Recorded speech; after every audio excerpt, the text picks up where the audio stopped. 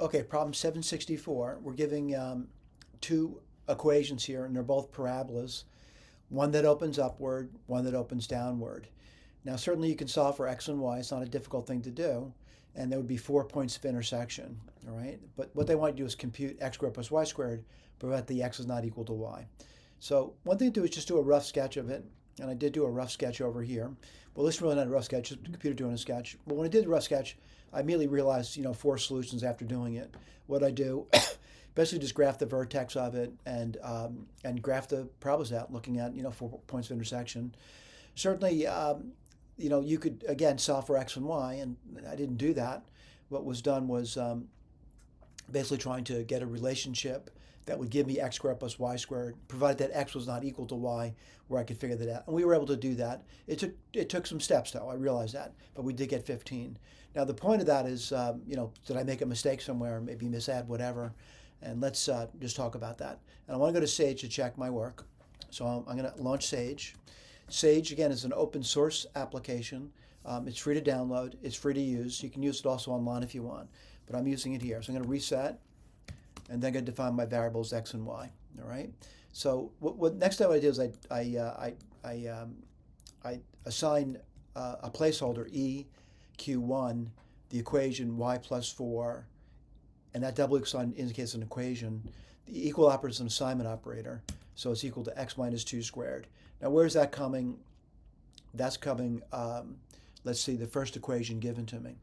Now, the second equation given to me, that's equation 2. I'll do a copy paste. And that's equation 2. And let's go back over here and make sure you know equation 2. I'll pull this down a little bit. Equation 2 is the x plus 4 equals y minus 2 squared. All right? And then, like I said, just a very quick, a rough sketch of it, I noticed 4 solutions to the problem. All right, so what I did next was, in the Sage code, was I just wondered, what do those solutions look like? All right, again, my rough sketch could be extremely rough without having any idea what those 4 points are. So I want to display S for you. And when I do that, I do see 4 points of intersection between those two graphs. So one is 5, 5. That's when x equals y. So I can't use that one. And the other one is 0, 0. I can't use that one. Now, if you went to the graph, you're definitely seeing the 5, 5 over here and the 0, 0 over here. But these are, I'm going to look at you can say approximately what they are, but we don't want to know approximately. We would like to know exactly what they are. All right, now what are they exactly? They're these problems over here. Again, you can do that by hand if you want. But then what did I do? I want to check.